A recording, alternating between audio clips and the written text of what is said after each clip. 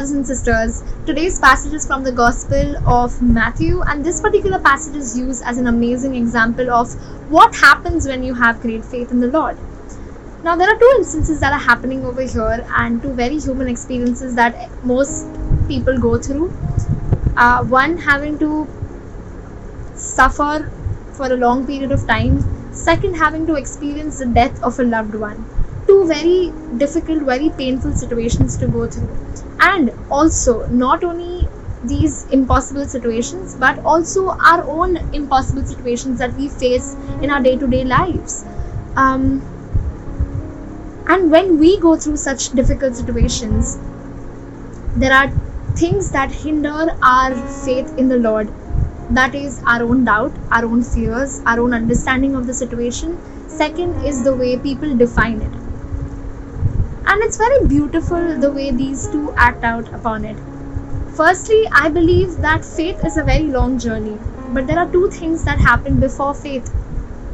One is to trust God with small and big things. Second is to place our hope in Him. And when you have trust and hope in the Lord, and when you act upon the trust and hope in the Lord, when you act upon it, that's faith right there. And what do I mean by that? Let's go through the story.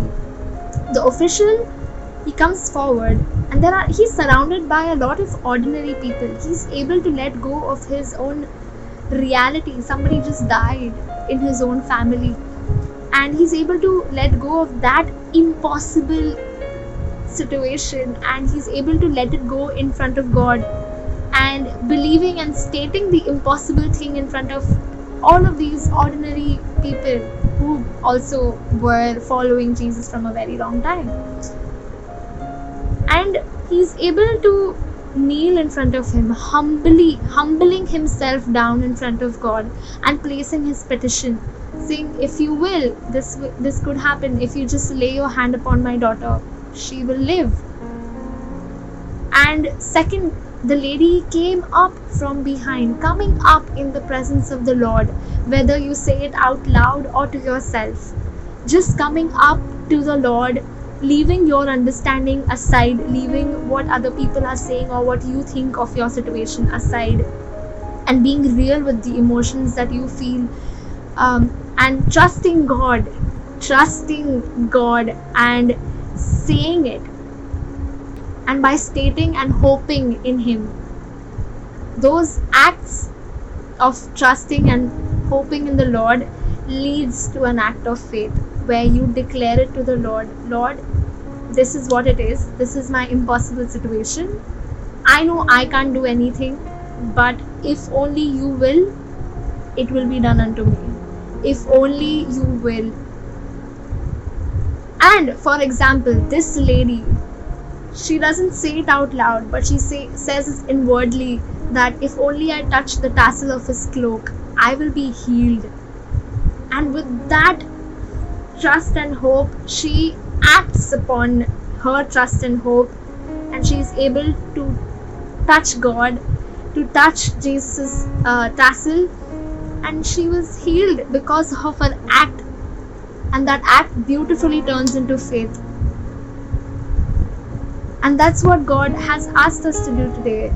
I believe that no matter where you are, no matter what you're going through, especially during these really difficult times, whatever it is that you're going through, God is asking you to come forward in His presence, to trust Him with the impossible, be it small, be it big. Start practicing to trust God, and to start hoping in the impossible that God can do, because nothing is impossible unto Him. And the third is to combine trust and hope in the Lord and act upon it, and that beautifully turns into faith. And I pray that we all reach that point of practicing trusting and hoping in the Lord as it becomes our daily lifestyle.